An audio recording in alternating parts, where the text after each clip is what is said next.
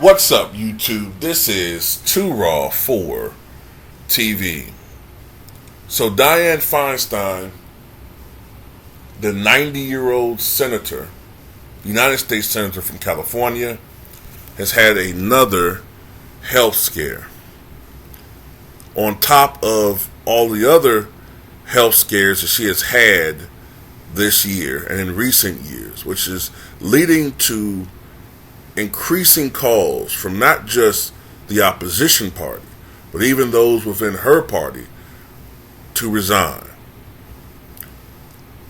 The oldest member of the United States Senate was taken to hospital on Tuesday after a, quote, minor fall in her home, unquote, a spokesperson for her office, from her office has confirmed. The fall at Senator Dianne Feinstein's home in San Francisco, California, was first reported today on TMZ. According to her spokesman, Adam Russell, all of her scans were clear and she returned home. It is the latest incident in a string of health concerns plaguing the 90-year-old Democratic lawmaker.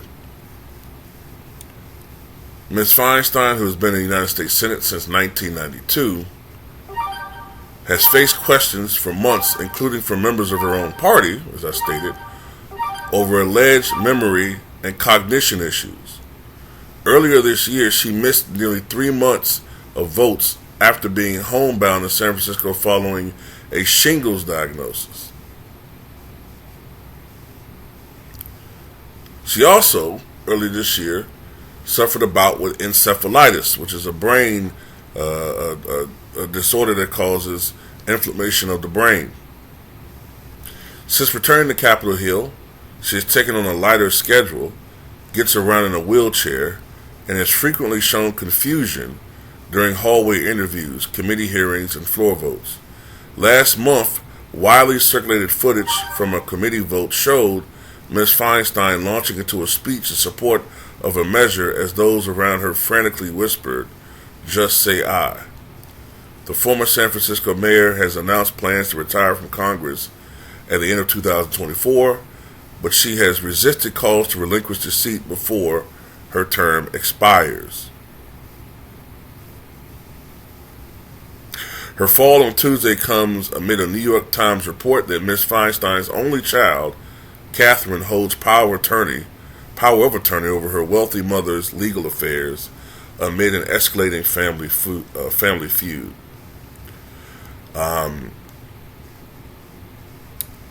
Look, I've said this before.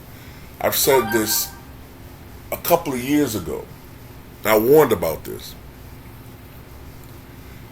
And I noticed this when Hillary Clinton was running for president. I was saying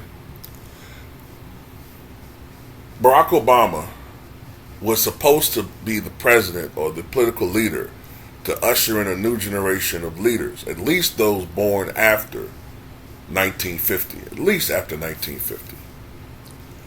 But that hasn't been the case.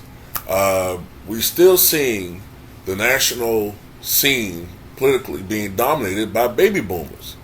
And when I say baby boomers, I mean the older members of the baby boomer generation. From what I remember at least, baby boomers are those born between 1946 and 1964. Barack Obama technically is a baby boomer, but he was born on the latter end of that span. But the lawmakers who are in charge, many of them are even outside the baby boomer spectrum. Many of them were born before 1946. Mitch McConnell was born, I think, in 1942. Dianne Feinstein, 1933. Bernie Sanders, I think, was born in, 1940? 39, 40? So you have a plethora of lawmakers who are over the age of 80, including the President of the United States, who's 80. He'll be 81, I think, in November. Then you have a man that's fighting not just for another term in office, Trump, but his legal life.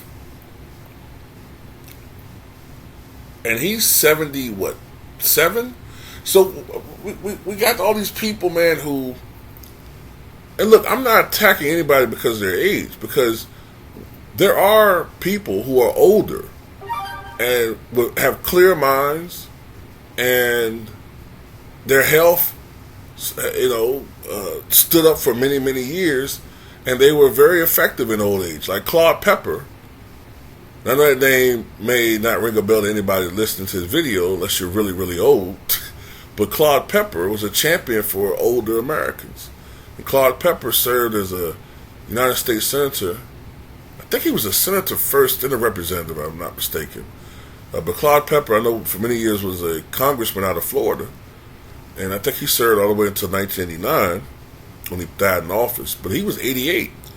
But for most of his career, he was healthy. Look, I don't think there should be necessarily an age cap. But you got to have some common sense here. We can't have all these people in office that are 75 to 80 years of age. We need some people with flexible minds. Look, Jimmy Carter, who is near the end of his life, is 98 years old.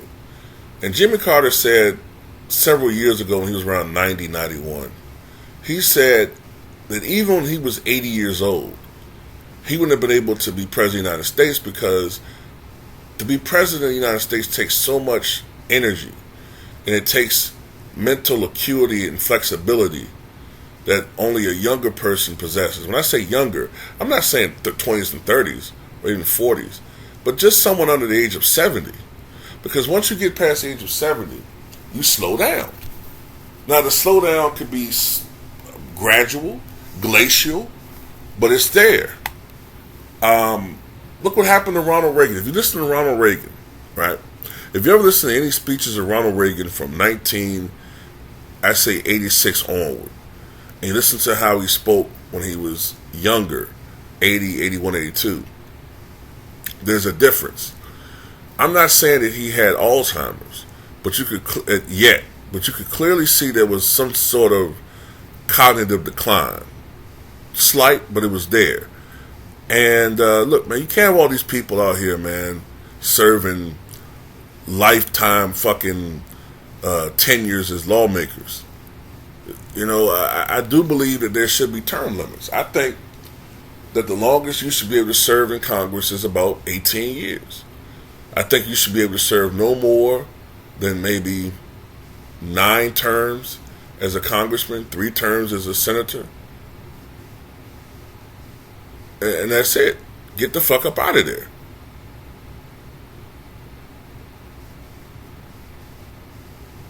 Fresh ideas, fresh. You have a fresh Congress with new faces and fresh ideas, and people won't be so concerned about staying in power, enriching themselves, and might cut down on some of the corruption and some of the other things that goes on in Congress. People are more interested in staying in Congress long enough to be on powerful committees where they can gather influence and power and wealth, and at the end of the day, man, it's the system is fucked up, man. So that's just my take on it, man. I just think that we see this too often, man. Remember Strom Thurmond? Strom Thurmond served until he was 100 years old. Damn, how many people we seen serve until they really can't serve anymore? Their staff is doing every damn thing. We saw that with Jesse Helms. We saw that with Robert Byrd, who died in office. But anyway, that's just my take on it, man. Tell me what you guys think.